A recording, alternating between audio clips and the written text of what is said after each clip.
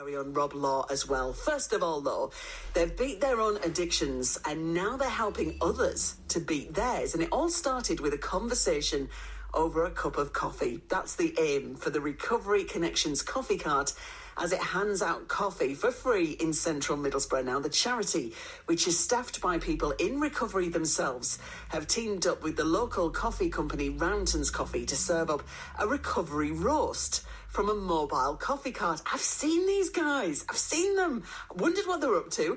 Our reporter Phillippa Goymer met Simon and Mark from the charity when the cart was outside Middlesbrough's public library.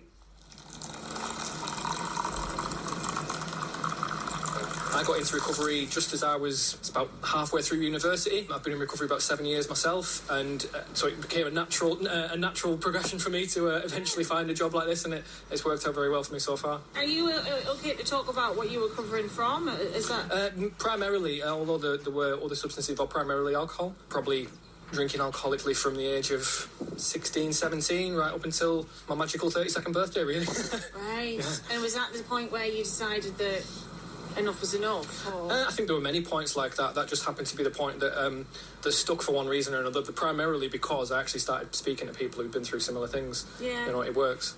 Do you mind me asking as well about what your alcoholism looked like? It progressed from that early age. For the last few years, I was 24/7.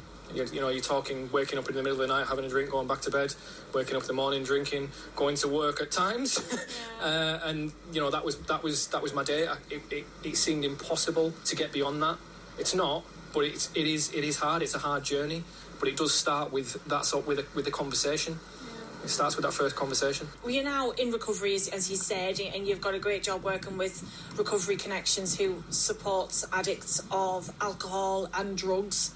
And we're here today just outside of the public library in Middlesbrough town centre. You know, looking at it, this just looks like any other coffee cart, but actually it's a bit more than that. So just tell us what this is. The concept of the recovery bike actually started at a university in the States, Virginia Commonwealth University. There was a chap called John D. Freyer who was working with what's called a collegiate recovery programme, which is students in recovery. I'm Mark. I'm recovery coach at Recovery Connections community. Are you okay to talk about how you got involved in Recovery Connections? Because I'm assuming, the same as Simon, that you are a recovering addict. Yeah, so I moved from Stockton into Middlesbrough in 2018.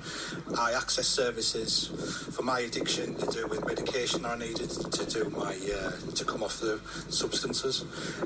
After that, I was sort of signposted on Recovery Connections. After being abstinent for so long, I become an ambassador and then become a volunteer. And then I decided to stick my toe into uni. That's still going ahead. And then I applied for a job with Recovery Connections and I've been successful. So, first month. So are you from Stockton originally? Thornaby, Stockton area. Okay. So, yeah. Can I ask how old you are? I'm 42.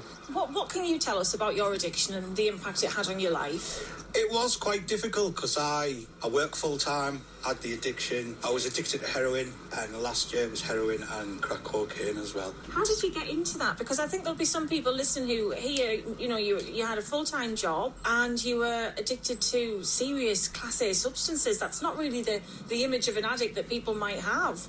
Yeah, it was down to mental health stuff from childhood, things like that. So it's just, I think the addiction side of it is a symptom of something else that's underlying. So that is, we need to strip back the addiction to be able to help and get down to the base of what's going on in people's lives.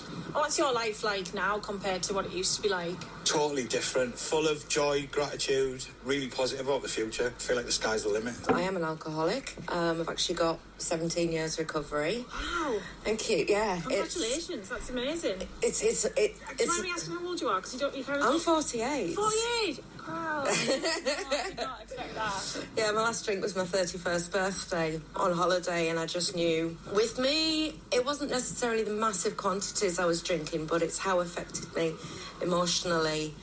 I was emotionally just a screw up, just a complete mess, you know, out all of the time, trying to fix them feelings of emptiness, of loneliness. It was like I was chronically needy, and alcohol gave me, well, it put me in them situations where I could sort of temporarily fix that.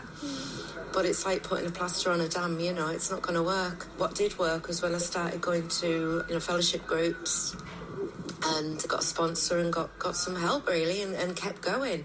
To have an opportunity, especially on the ambassador programme, to learn and to train how to work one-to-one with people is a brilliant opportunity that, hopefully one day soon, I'll be able to find employment in a whole new exciting career.